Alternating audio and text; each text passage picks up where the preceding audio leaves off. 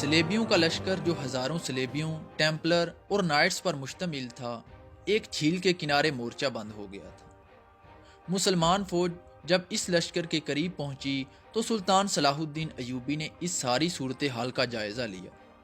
دشمن کی فوج پانی کے بہت قریب تھی اور اسے پانی کی رسائی حاصل تھی، لہٰذا یہاں ان کے خلاف جنگ کرنا فائدہ مند نہیں تھی۔ سلیبی بادشاہ جیفری اور کاؤنٹ آرنیٹ سلیبی لشکر کی قیادت کر رہے تھے، اور اب ان کو شکست دینے کا صرف ایک ہی طریقہ باقی رہ گیا تھا کہ ان کو ان کے مورچوں سے باہر نکالا جائے۔ اس علاقے کے نزدیک ایک چھوٹا سا قلعہ تھا جہاں پر سلیبیوں کے خاندان یعنی عورتیں اور بچے تھے۔ سلطان صلاح الدین ایوبی نے محض ایک حکمت عملی کے تحت اس قلعے پر حملہ کیا تاکہ دور مورچہ بند سلیبی فوج گھبرا کر ان مورچوں سے باہر نکل آئے۔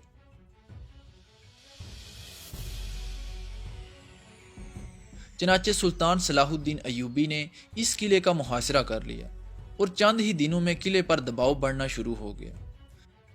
اگر سلیبی فوج اپنا پڑاؤ توڑ کر قلعے کے دفاع کے لیے پیش قدمی کرتی تو اس کے لیے تقریباً انہیں 8 گھنٹے درکار تھے، مگر اس موقع پر سلیبیوں نے حماقت کی اور دوپہر کے وقت اپنے سفر کا آغاز کیا۔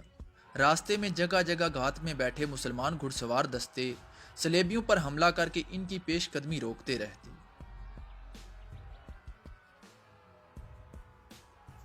جس کا نتیجہ یہ نکلا کہ جس رفتار سے سلیبی پیش قدمی کرنا چاہ رہے تھے وہ اس میں بری طرح ناکام رہے۔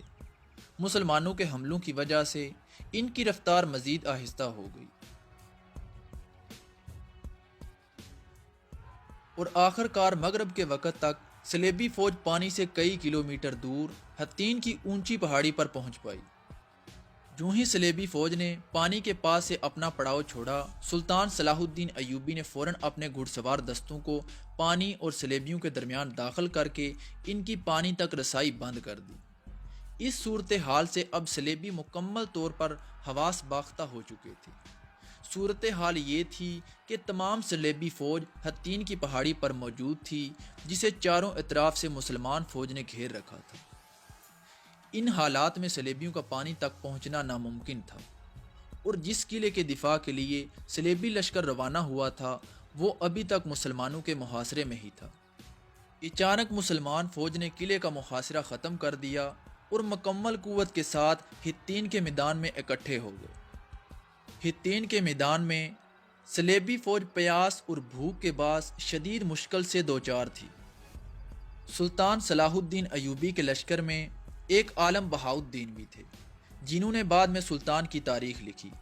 انہوں نے سلیبی فوج کی اس بے بسی کی انتہائی دردناک داستان بیان کی ہے کہ جس سے اس سلیبی فوج کا عبرتناک انجام واضح ہوتا ہے۔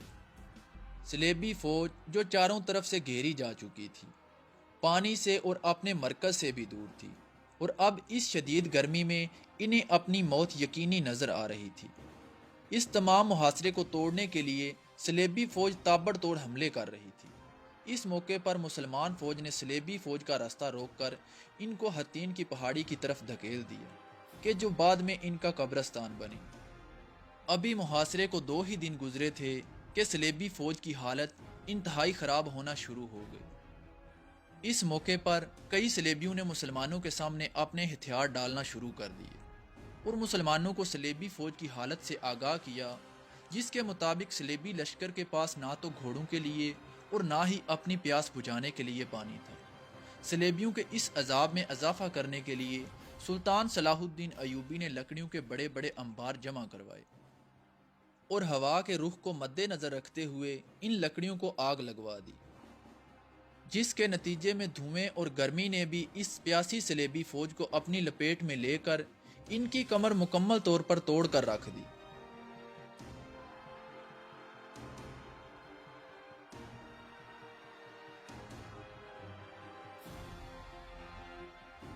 اس ساری صورتحال کی وجہ سے سلیبی فوج نفسیاتی اور جسمانی طور پر اس حد تک کمزور ہو گئی کہ سلیبی فوج کے سپاہیوں نے خودکشیاں کرنا شروع کر دیں تاکہ وہ مسلمانوں کے ہاتھ نہ لگیں۔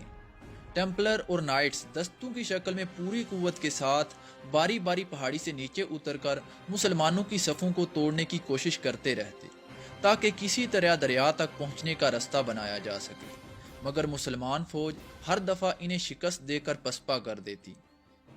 کئی مرتبہ انہوں نے اپنے دستوں کو منظم کر کے اس قدر شدید حملے کیے کہ سلطان کے ذاتی پڑاؤ کے انتہائی قریب پہنچ گئے۔